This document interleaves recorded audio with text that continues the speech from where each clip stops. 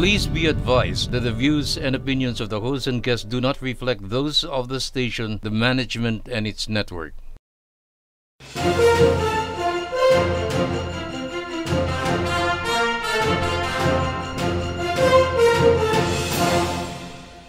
Hello Philippines, I'm Butch Serrano. Welcome to the Fourth Estate. In this continuing series of the upcoming national and local election in 2025, we are proud to present the senatorial candidates. Our guest today really needs no introduction. A decorated soldier, a hero of EDSA, twice elected to the Philippine Senate, former Secretary of the Department of Information, Communications Technology, and to me, an icon in Philippine political history. Ladies and gentlemen, senatorial candidate, once again, Gringo Honasan. Sir, magandang araw po. Thank you so much for having us here. Konting correction lang, 4 times. 4 times? The Senate, yes. 21 years. 21 years, yes. Of course, I lost nung vice presidential, tapos I lost during the last elections, but no regrets. No, I meant was you were elected 1995 up to 2000. You had 2 terms back then, since 1995. 6-3, yes. And then 6-6. Wow. Yeah, 21. Wow. Talagang that experience alone. Actually, hindi alam ng mga kababayan natin, and I am so proud to be here with you because you were my former boss in the Senate before, during the 1990s and early 2000s. Si Senator po ang chairman ng Committee on Labor back then. I was a committee secretary. For 2 weeks, naging boss ko po si Senator Honasan sa Labor. Pinaltan ko po muna sandali, temporarily yung kanyang committee secretary, na nagkaroon ng karamdaman that time. And I remember you, Mr. Senator, to be, you know, not a lot of people know this also, but you being in the military, akala you have this very, you know, aggressive and militaristic approach to things. Pero the senator is actually very, very soft-spoken. Thank you, Butch, for that and not compliment. that combative when it comes to plenary debates. But you had so much intellect, and there was so much intellectual discussion during that period of time na, Mr. Senator, we're very happy that you want to get back to the Senate. Ay nako, unfinished business. Ang daming sinimulan natin, no? It's a collective, no? Collegial body. Idadagdag ko rin. I hope the public will understand that 17 years tayong sundalo, and then 7 years na we went outside the system as a military rebel, no? And this is probably an opportunity, pagkakataon ngayon, para ipaliwanag ko. Ang tawag nila noon, coup d'etat. Pero sabi ko, it was a terminology created by media. Ang coup d'etat is a power grab. We just continued what we started in 1986, maging instruments of transition. Because, di ba, what's in extraordinary circumstances, ang referee, ang arbiter, yung legally authorized armed groups. That was what the reform movement was all about. But I leave it all up to you. Yeah, well, I was a mere simple citizen back then, but almost the entire Philippines supported your cause. Of course, yung sinabi ninyo pong, well, that was of the media, face of the media, or yun ang terminology na gamit, but a lot of people, that's why we elected you to the Philippine Senate, believed in your cause. Parang, to us, it wasn't really a coup. It was a revolution of sorts, culturally and politically. At saka, Butch, if I may add, no? Yes, po. It's an opportunity for me to put it on record, no? Yung EDSA 1986, people gathered, no, for something, for good government, not against. Ang perception kasi, the way it was depicted, written in some history books, in fact, yes, which we are teaching our next generation of citizens and leaders, is it was against a person, or no, it was for good government. Kaya nag-ipon-ipon. Kaya milyon-milyon dahil madaling maghanap ng away. Di ba? Pero napakahirap to get together as one people, no? For a cause. And to me, from where I sat during the time, no, it was for something, for good government. That was a once-in-a-lifetime experience talaga sa bayan natin. Yes, it was also to me, a missed opportunity to re-engineer at saka i-correct, i-improve yung mga sistema natin na nakikita natin ngayon yung resulta, no? Yung institutional damage. May nakikita ho ba kayong parang cycle? Because back then, it was a Marcos who was sitting and you were thrust into a destiny of action. And now, there's another Marcos sitting and then you are running. Well, I'm glad you asked that, no? Paano isinilang, paano pinanganak yung reform movement? Nasa field kami, di ba? Normal kasi, Butch, no? Sa mga kabayan natin, na masugatan, masaktan, minsan mamatay. Yung sundalo at yung katapat mo, yung rebelde. Fighting for the same marginalized, yung oppressed people, no? Pero napakahirap, no? Pag nakikita mo na yung mga tulala na muka ng sibilyan, bata, matanda, babae, lalaki, na nahuhuli sa crossfire sa isang armadong tunggalian na hindi naman nila inimbento. At hanggang ngayon, which nagtataka ako, hindi ko pa rin masagot, malaman yung sagot. Sabi ng gobyerno, ang pinaglalaban nila, mahirap.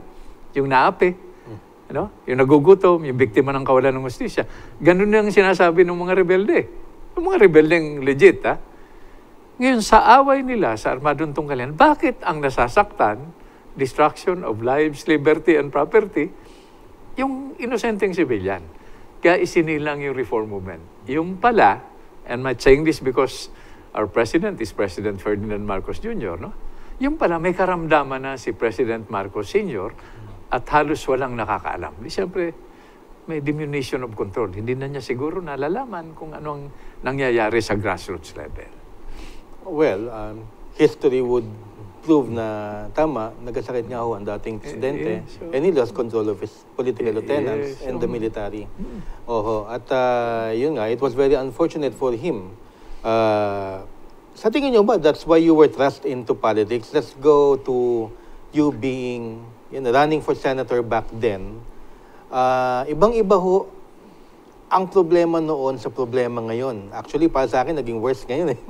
Ay, yung problema, Butch, I have my own opinion about that. No? Kung sususugin natin, we have to go back farther than... Pareho pa rin ang problema. Kung pag-uusapan natin, no, mamaya, yung issue, bawat issue pwede nating iugnay sa basic services, which is food, clothing, shelter, education, health, and now, the new gold, the new oil, bagong ginto, bagong langis, data, informasyon. Hindi yung marites, ha? Accurate, timely, and complete information that will allow us in a private capacity sa sarili nating mga pamilya at gobyerno, which will allow government or private citizens like us, no, to make rational, informed, and intelligent decisions. Kailangan tama yung informasyon. So basic needs, ha? Food, clothing, shelter, health, education, and access to data. Agree po ako dyan, Mr. Senator. And I agree with you na yung mga problema dati, problema pa rin ngayon. But with the use of this data and yung pag-collate po ng mga datos natin para mapaayos natin ang bayan, yung sinasabi yung sa information because you were Secretary of DICT. Yes, so, po. Isn't it, naka-cloud ba siya o na-overrun ba siya because of the internet age? Sabi niyo po, wala na dapat marites, pero yung internet age ngayon talaga, siya talaga ang ano eh. Ngayon, unfinished business na may karagdagan ngayon na impormasyon, no? Bala ko, as part of my legislative agenda, kung palarin tayo at pagkatiwalaan tayo muli, is digitalization ng pamahalaan mismo. Bakit? Digitalization allows us, harnessing the power of technology, to do things faster. Okay? With minimum human intervention, which is one root cause of corruption. Pag may pirma dyan, di ba? You're facing a desk. Either birth certificate, cedula, business permit. Pag digitize, isang pindot mo, labas na. Pero kung haharap ka muna sa medyo, yung bureaucrats natin, no? At medyo tinatamad ng konti. Under the table na yan. Under the table, di ba? So, pwedeng pagkabit-kabitin niya, no? Pero ang pinaka-importante rito, ma-harness natin yung power na yun. At sa tingin ko, based on my 2.5 years sa DICT as secretary, no? Parang kailangan pa iakyat ang antas ng pag-unawa ng gobyerno sa power ng technology. Sa power ng technology. Opo. We had several guests here, no?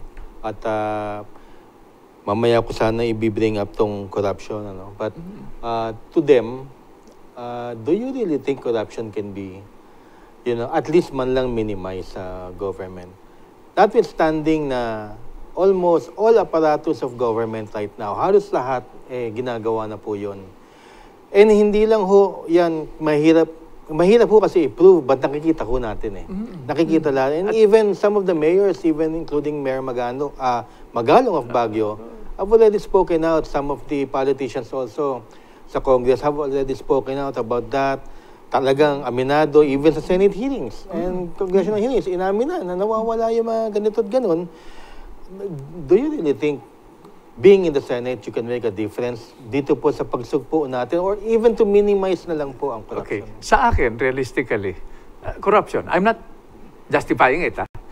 Corruption is as old as mankind. Di ba yung old Roman senators? Kaya sabi nila medyo kuba maglakad sa bigat ng mga barya, mga coins sa bulsa nila. So what would be the approach through legislative intervention? Ako kasama rin yan sa legislative agenda natin. Amend the local government code. Diba? We devolve authority and responsibility. We forgot to devolve the resources. Amend the internal revenue code. Amend the auditing code. For starters. Diba may anecdotal nga, Woods, diba? Pag pinag-usapan yung corruption, pag may pondo ka, 70% under the table, 30% yung above the table. So yung 30% na lang, let's say sa 100 piso, 30 pesos na lang ang nagagamit sa kalsada para gamitin ng barangay. Mabaliktad lang natin yon, yung 70 above the table. And then trabahuin na natin para mabawasan yung under the table. And how do you do that? Pinag-usapan natin kanina, off the record, no? Meritocracy. Sweldohan natin ng tama, ng sapat, ng realistic. No? Yung mga barangay officials natin na nasa front line. Diba? Yan ang front line natin. Diba? So pag nasweldohan natin, baka ma-motivate sila na iwasan na lang yung mga under the table. Last question pertaining to graft and corruption. Kasi yan ang number one sa taong bayan. And yes, pwede natin kontrolin, pwede natin baka nga maibsan pa. Oo. Sa ibang lugar, sa ibang ahensya, baka maibsan pa yan. Pero ang hinahanap po ng tao, and especially me, hinahanap ko, sana may maparusahan din. Kasi kinakailangan natin ng angkop na kaparusahan sa mga gumagawa ng mga kasalanan. I don't think the government is built para makahuli and then para makaprove na ang isang tao ay nangurakot at nagnakaw. Which, siguro after 300 years of colonization, naka-wire in sa atin yan. Tayo mga Pilipino, ibang klase tayo eh. Ang daling kausap, ang daling areglohin, di ba? Maawain. Huwag mo lang inisin dahil pag napuno na yung sa loob, nakikita naman natin yung nangyayari. No? So that's one aspect of it. No? Di ba yung, pwede na yan. Yeah, pwede na yan. Sige na, palusutin mo na. Lumala ng lumala yan. So one is cultural, no? At tama ka, di ba? Walang napaparusahan. Paano mapaparusahan kung wired in na yan sa atin, no? Okay. So, we must strengthen the mechanisms that will allow us to punish the guilty through due process, no? Applying the rule of law without subjecting them, pinag-usapan nila natin kanina, to trial by publicity. Paano mo padadaanin sa korte in an open hearing, publicly, ininsulto mo na, hinusgahan mo na. Ito yung mga factors na kailangan pagsama-samahin para we can achieve the kind of level of anti-corruption that we really want. Thank you for that, Mr. Senator. And I love calling you Mr. Senator kasi iba ang Senado noon para sa akin, for me, at iba ang Senate po ngayon. What do you think? Bago tayo mag-break, what is the biggest difference to you nung kayo po ay nasa Senado noon at yung napapanood po natin ngayon? Of course, nakikita po natin sa mga television. Although you are no longer Senator, pero I'm sure you keep yourself busy by watching all these things.